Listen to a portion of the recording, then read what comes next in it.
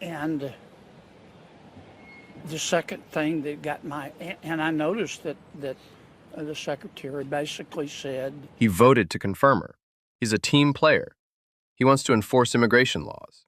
But asks Senator Kennedy directly whether he has confidence in the Secretary of Homeland Security, and you get something politicians rarely deliver, a deliberate, repeated refusal to say yes. Welcome to American hearings. This short exchange carries more weight than most full hearings. Watch the non-answers as closely as the words. Your exchange with Secretary Noem yesterday, do you have confidence in her leadership as Secretary of Homeland Security? look, it's not personal with the secretary. If you were there, you know I congratulated her on her work executing the president's policy. My job is to provide oversight, Manu. If I see what I think is spending porn, I'm going to call it out. I don't care whose spending porn it is. $250 million is a lot of money. It'll pay for a lot of disaster relief. It'll pay for a lot of ICE agents. I asked the secretary about it. She told me that these contracts were bid out. My information is otherwise. I'm not saying she's wrong or right. I'm just telling you what my information is.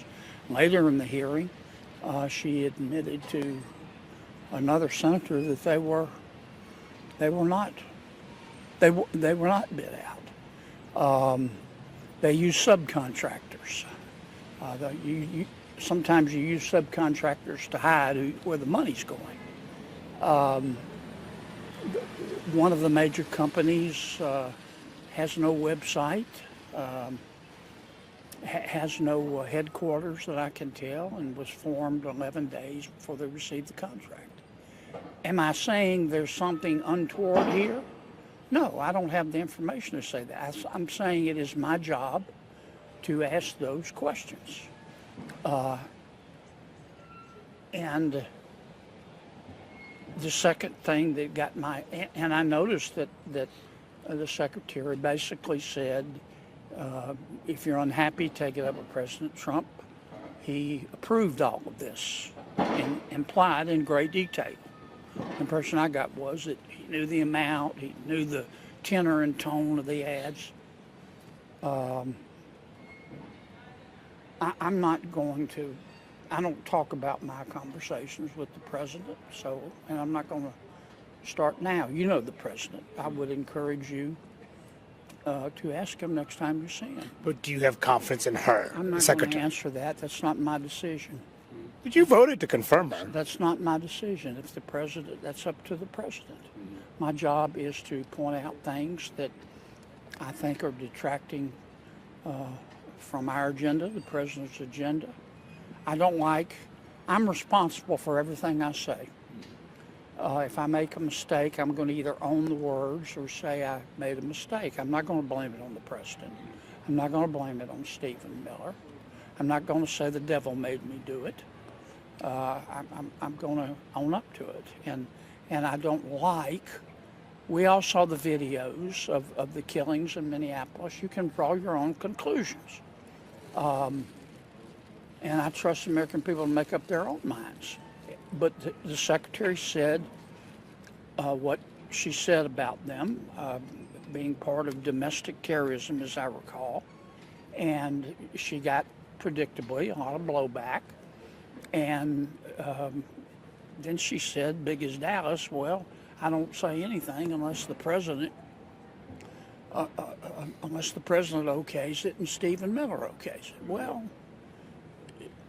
you know, I'm not going to get between a dog and a fire hydrant, but if I'm Mr. Miller and others, maybe even the president, for whom I don't speak, I'm going to go, no, wait a minute. I didn't say that. You said that. And you just add all of this up and the other turmoil, and it's been stuck in my craw.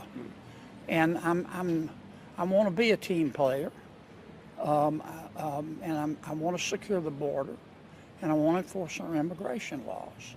But I'm tired of trying to explain behavior that is inexplicable to me. Well, if you had a chance to vote for her again, would you? I'm not going to answer that, Manu. You can try 1,000 times, mate. Lots of luck to you. Okay? All right, fair enough. All right, Thanks see for you your later, time. guys. See ya. Welcome back to American Hearings. This one isn't a hearing, it's a hallway. And sometimes the most revealing political moments happen between the rooms, not inside them. The reporter tries 3 different angles to get the same answer. Do you have confidence in her? Would you vote for her again? Kennedy deflects every single time.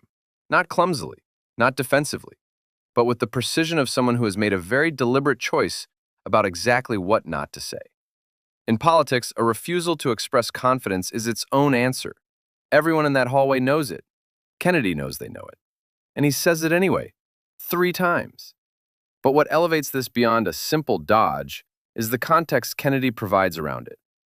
$250 million in contracts, a company with no website, no traceable headquarters, formed 11 days before receiving the award. Bids that the Secretary initially described as competitive, then later acknowledged were not. Kennedy doesn't call it wrongdoing. He calls it his job to ask questions. That framing is careful and precise. Then comes the accountability thread. When the Secretary faced pushback on her public statements about the Minneapolis incidents, Kennedy notes she suggested the White House signed off on everything. His reaction is pointed. If he were on the receiving end of that deflection, he'd want to set the record straight immediately. The closing line is pure Kennedy. You can try 1,000 times, mate. Lots of luck to you. It's warm, it's final, and it signals that no amount of rephrasing is going to produce a different answer. The lesson here goes beyond this specific exchange. There are moments in leadership and in life where the most powerful thing you can say is precisely nothing. Subscribe to American Hearings and drop a comment below.